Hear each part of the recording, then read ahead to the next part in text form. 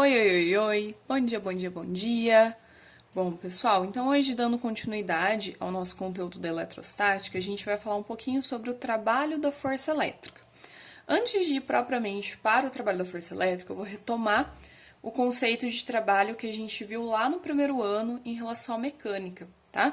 Porque a definição de trabalho é a mesma, a equação de trabalho, a relação desse trabalho com as energias é a mesma. Então eu acho mais fácil relembrar e aplicar aquilo que a gente sabe, que é mais visual, porque a gente pode trabalhar com objetos macroscópicos, então visualizar o que está acontecendo com eles, e depois a gente aplica essa mesma ideia, essa mesma analogia para parte de elétrica, ok? Então, se a gente lembrar lá do primeiro ano, o que é o trabalho? O trabalho ele é um agente transformador de energia. Toda vez que a gente tem uma transformação de energia associada ao nosso sistema, a gente tem uma força que está sendo capaz de realizar um trabalho. E essa força, ela vai ser capaz de realizar um trabalho toda vez que ela conseguir deslocar um corpo, ok? Então, se a gente lembrar, a equação do trabalho nos diz isso. É a força resultante aplicada no nosso corpo, né? A força resultante, vezes o deslocamento que esse corpo vai sofrer, ok? E a gente pode trabalhar com deslocamento como sendo D. Geralmente no trabalho a gente costuma deixar como D ou ΔS, tá? Pode ser qualquer uma das duas para esse caso aqui. Então, quando a gente tem essa força resultante, vezes o deslocamento, vezes o cosseno do ângulo, a gente tem o nosso trabalho da força resultante sobre aquele objeto, ok? Só que se a gente lembrar, a gente pode associar esse cosseno do ângulo de duas maneiras muito rápidas, né? Quando nós temos uma força que ajuda o nosso deslocamento, né? Então ela forma um ângulo zero com o deslocamento, a gente tem um trabalho motor, um trabalho que a gente costuma chamar de espontâneo, ok? Porque o cosseno de zero é 1. Então, esse trabalho vai ser positivo. Trabalho positivo é um trabalho espontâneo, ok?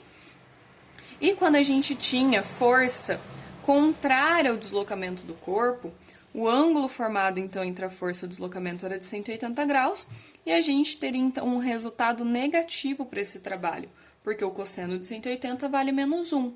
Então a gente teria um trabalho que é resistente, um trabalho forçado, ele vai contra o sistema, ok? E a ideia de que a gente pode relacionar uma transformação de energia a esse trabalho é a ideia, a gente já pode colocar assim direto com a ideia de energia cinética. Pensa assim, ó, essa caixa está inicialmente em repouso. Quando eu aplico uma força resultante diferente de zero, eu vou ser capaz então de deslocar esse corpo realizando o trabalho. Mas ao deslocar esse corpo, eu estou variando a velocidade também desse corpo. E variando a velocidade, eu estou variando a energia cinética, ok? Então, por isso que a gente pode associar essa transformação de energia ao trabalho, ok? Então, lembrando que a gente pode ter trabalho para transformar essa energia, sendo motor ou resistente, de acordo com como essa força ajuda ou atrapalha o deslocamento, a gente também pode associar isso com uma energia, tá? Se a gente lembrar lá do primeiro ano, a gente tinha a energia mecânica, que era a soma da energia cinética com a potencial, e para um caso em que a gente tinha um objeto sendo abandonado do repouso de uma certa altura inicial, o que acontece? Quando a gente trabalha com essa situação, a gente pode avaliar ela dentro de uma energia potencial, ok? Que existirá, né? Ela vai ter um valor diferente de zero nesse caso, porque essa energia potencial depende dessa altura inicial, ok?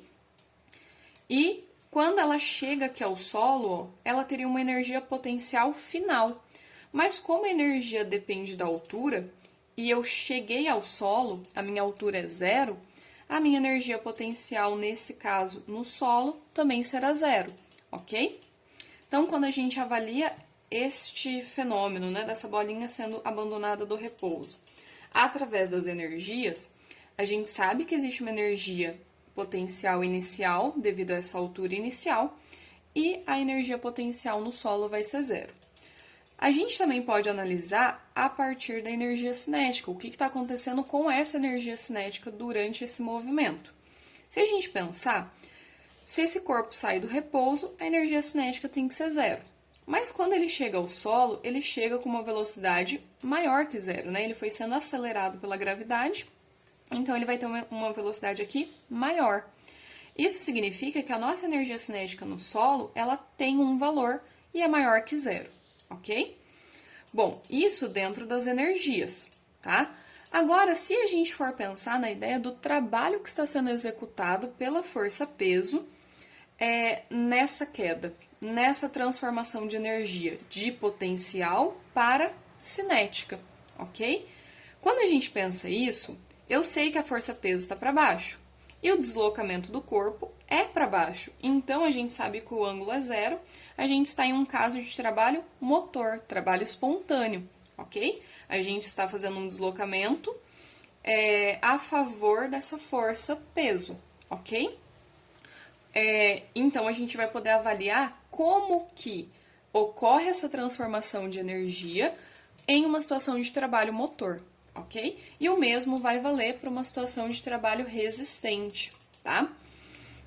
Então, ó, se a gente for avaliar essa variação de energia potencial, que a gente sabe que toda variação de energia ou variação de qualquer grandeza física é a final menos a inicial, a final a gente viu que era zero, ok? Aqui no solo ela vai ter um valor zero.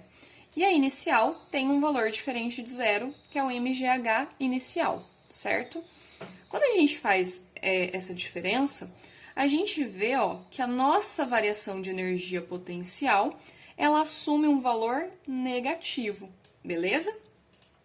E se a gente for avaliar a variação de energia cinética do nosso sistema nessa queda, a gente, de novo, vai ter uma final menos inicial.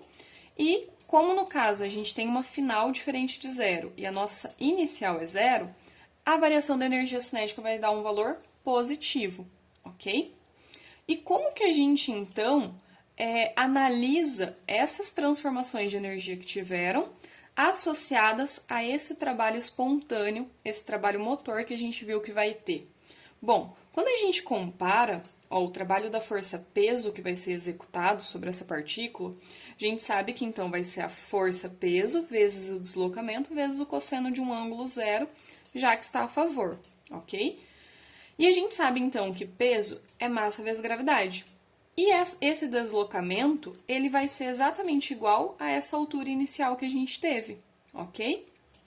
Então, a gente pode escrever o trabalho como sendo um mgh, nesse caso, h inicial, porque é essa altura que eu delimitei inicialmente. Então, uma consideração importante é que todo trabalho de uma força conservativa vai ter uma equação igual à da sua energia potencial associada, ok? Então, aqui a gente tem um trabalho de uma força-peso que consegue transformar uma energia potencial gravitacional. Então, o trabalho da força-peso vai ter a mesma equação que a energia potencial gravitacional, ok? E se a gente for ver, a gente poderia fazer essa mesma ideia para uma energia potencial elástica, a gente encontraria que o trabalho da força elástica é exatamente a mesma equação da energia potencial elástica, tá? Toda vez que a nossa força for conservativa, o trabalho ele assume a mesma equação da nossa energia potencial associada, ok?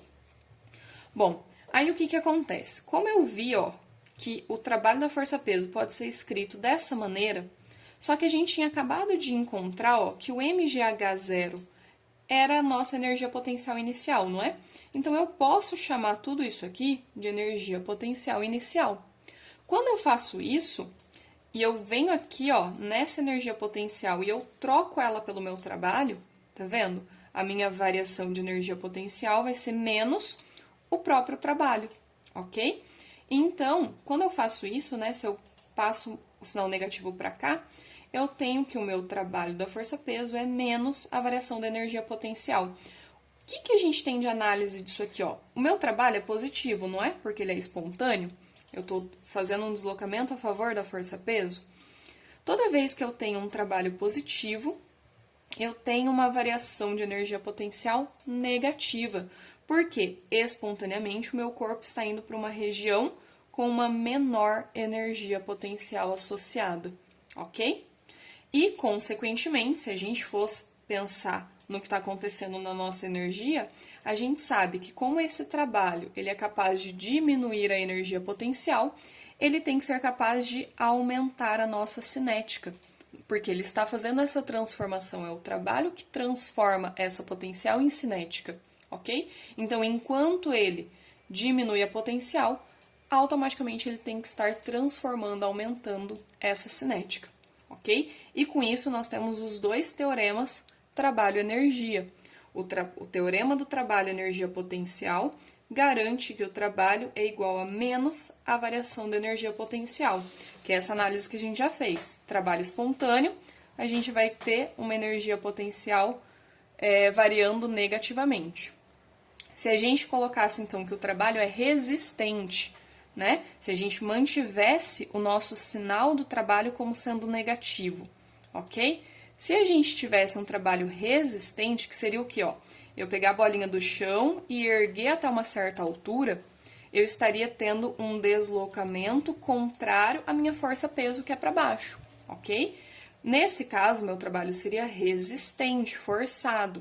Se eu tivesse um trabalho forçado, né, um trabalho negativo, essa variação de energia potencial teria que ser positiva, porque inverteria os nossos sinais, né?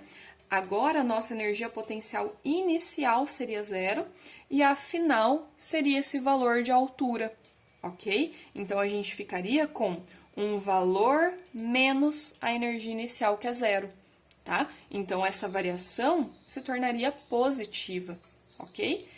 Porque o nosso trabalho é resistente. Lembra, espontaneamente um corpo tende a ir para uma região de menor energia potencial. Então, se ele não está se movimentando espontaneamente, ele vai ir para uma região de maior energia, ok?